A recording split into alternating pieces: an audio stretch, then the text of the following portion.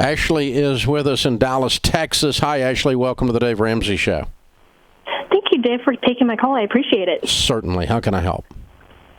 So I'm thinking way far ahead. I have a 16-month-old, and I'm trying to start figuring out how to introduce money to him because he is getting into the toddler years, and I don't know when to introduce it. It's my first baby, so I just wanted to see what you recommend. Good for you, Mom. Well done.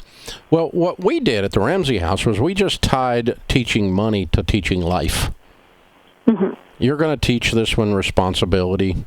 You're going to teach him to do his homework, brush his teeth, comb his hair, wear a belt, all those kinds of things, right? I mean, we're going to teach the little guy how to be a person. That's your job as a parent, is to give him life skills. Money's one of those life skills, but the fun thing is it ties to character qualities that you're trying to build inside your child. Integrity, work ethic, the ability to delay pleasure. These are character qualities of people who succeed at anything. So it's a great teaching area to work in. So I just make sure you don't get overzealous and keep it calm and age appropriate. By that I mean the smaller they are, there's just lots and lots of grace. So let me give you an example. He's 16, so he's walking and chattering maybe just a little bit, right? Yeah. 16 months, okay? Okay, so have you had him pick up any of his own toys yet? We're working on it. Okay, that's generally what happens with that age, right? It's a toddler. Oh, yeah. So that, so at our house when they were that age, if they put one toy in the box while we sang clean up, clean up, clean up, put your toys away, or whatever that little song was, right? And we put the rest of the toys in the box and they put one or two toys in, we called that a huge touchdown. That's a success when you're 16 months. Agreed? Oh, yeah. And lots of praise. And look at you. You're the best room cleaner in the world. You just cleaned up all these toys. I'm so proud of you. Meanwhile, you did 90% of it. Agreed?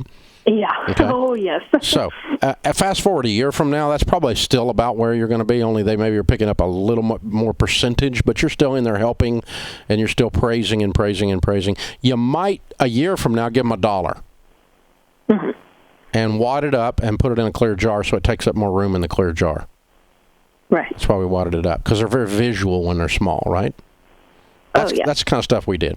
And so it was like, all I was trying to do is real early. I'm not sending them to the salt mines at 3 years old, okay? But real early, I'm trying to teach work ethic.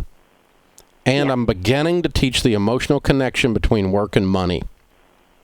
I meet 54-year-olds who don't have that emotional connection. They're still trying to figure out how they don't have to work. You have to work. That's a life skill that moms and dads should teach their kids. How to work and how to work hard. When this country was at its greatest, people grew up on the farm. And they had to work, and they had to work hard. And then when they went to any other career, they knew how to work, and they knew how to work hard. And most of us, including me, do not have an agrarian background, and we've lost a little something in that process. But I still taught my kids to work. I still taught them to work hard. I was still taught to work, and still taught to work hard, even though I grew up in a subdivision. Okay, so you can do that, and we're not trying to send them to the salt mines when they're 3 years old. But by the time they're 16, I want to see them breaking a sweat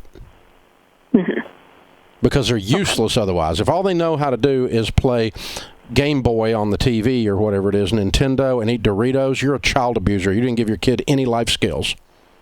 Yeah, they need to be doing something because there ain't no jobs out there. Well, there's a few jobs for gamers, but not many. It's not a career field, okay? So they need to have they need to know how to work. That's the thing. And then once they learn to work, then as they get a little bit older, let's say we're up to 5 or 6 years old now. This takes a while. We're not going to be too harsh. This is a lot of grace with the babies, okay? Mainly 99% encouragement. But by the time they're 6 or so, we're probably going to break this down. We did at our house into 3 envelopes. You work, you get paid for specific chores. You put a chore chart on the refrigerator, and you got $1 for 5 different chores that week. At the end of the week, you got your $5 if you did them all. But you weren't on allowance at our house. Allowance is welfare. We don't do allowance. You're on commission. Work, get paid. Don't work, don't get paid. By the way, everybody who has a job's on commission. Try not going to work for 4 weeks. See if they pay you. Nobody gets paid, but they don't go to work. So you do your work, you get paid. Now, once you get the $5 in your hand, then we spread it out into 3 envelopes.